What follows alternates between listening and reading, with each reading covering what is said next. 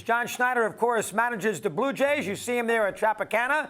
The second game of that four-game series is tonight. John, really appreciate it. I know you got a big series here. It's nice of you to give us a few minutes. I'll ask you something right off the bat. I know you're going to tell me you haven't made a playoff spot yet because the Orioles are 5 out. I understand that. But is it harder with a manager to get his team focused? Okay, we're in the playoffs. That was our main goal. Now we got to focus in on home field. How tricky is that for you to get your team focused? Hey, we got a chance to get 3 games at home in a couple weekends. Let's talk about that first. Go ahead. Yeah, for sure. Thanks for having me on, first of all, Chris. But I think it's, this group is motivated, and, obviously we want to be in and playing in front of our home fans.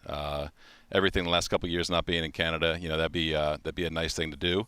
But you got to get in first. So it's literally one game at a time. I know that sounds very cliche. But the group we have, I think, is focused on winning every series we can and moving forward. When they changed managers and you were named the skipper, John, were you shocked like everybody else? Yeah, it was a little bit surprising that day for sure, and a lot going on in that 24, 48-hour period. So I was fortunate to know these players in the minor leagues in the last few years, in the big leagues here, and be very familiar with the staff as well the last 4 years. So it took a little bit of time to transition, I think, but something that I've always wanted to do, something I feel comfortable doing, and just very thankful that I get to do it with this group. Is it fair for me to say, John, that as a coach, you're sort of their big brother and a friend, players, and when you're a manager, you got to change the relationship? Is that a difficult scenario to go with, and is that accurate? Let me hear. Yeah, it's a little bit accurate. You try not to. You try to communicate the same. You try to, have those same relationships. And it is always a little bit different when you're the manager, not the bench coach or the coach. I think the players respect that. I respect that. I've gone through it. I've learned from it. And, again, it's nice that you're familiar with a lot of these guys, and I think it just makes that transition a lot easier.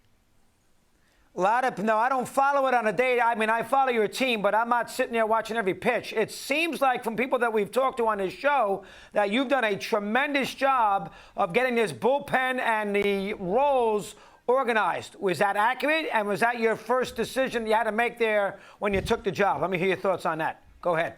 I'd like to think that's accurate, and thank you to the people that are saying that. I think bullpen's such a big part of every team, and you're obviously going to count on them a lot down the stretch and in the postseason. So the acquisitions we've made at the deadline with Zach Pop, Anthony Bass, Mitch White coming over from the Dodgers in a variety of roles. So it's definitely been a little bit easier to maneuver.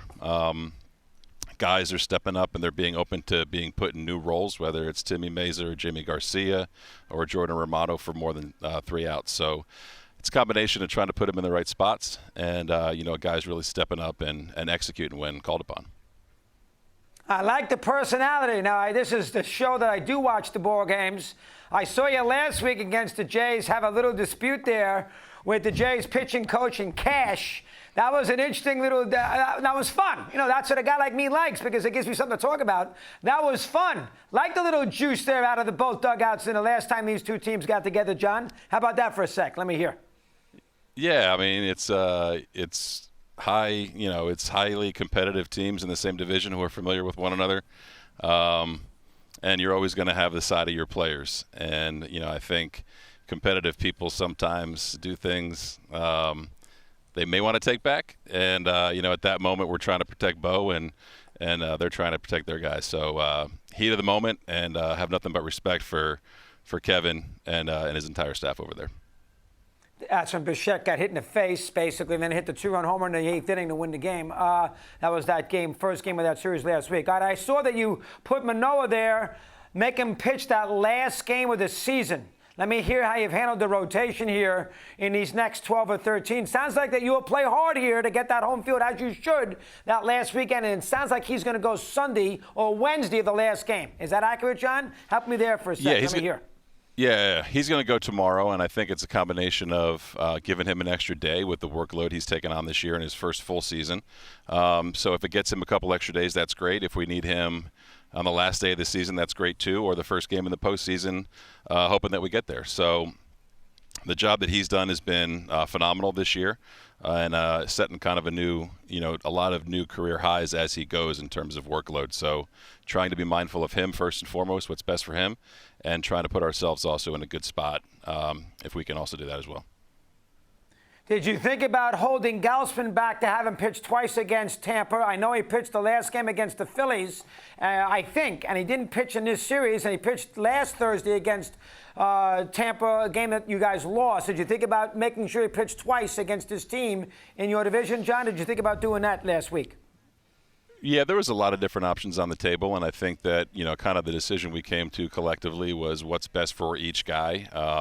Not trying to line up a certain opponent. That's obviously part of the decision too, but trying to just get them on turn at the right time for their remaining starts in the regular season. So whether it was here, whether it was New York or Boston, we were comfortable with that with Gauze. He's been phenomenal the entire year, both on the field and in the clubhouse. So yeah, it kind of worked out to where we just liked the rest factor as well as the opponent. Always a pleasure, John. We'll get you again. Good luck. Have a good weekend. Appreciate a few minutes here. Nice of you to do it.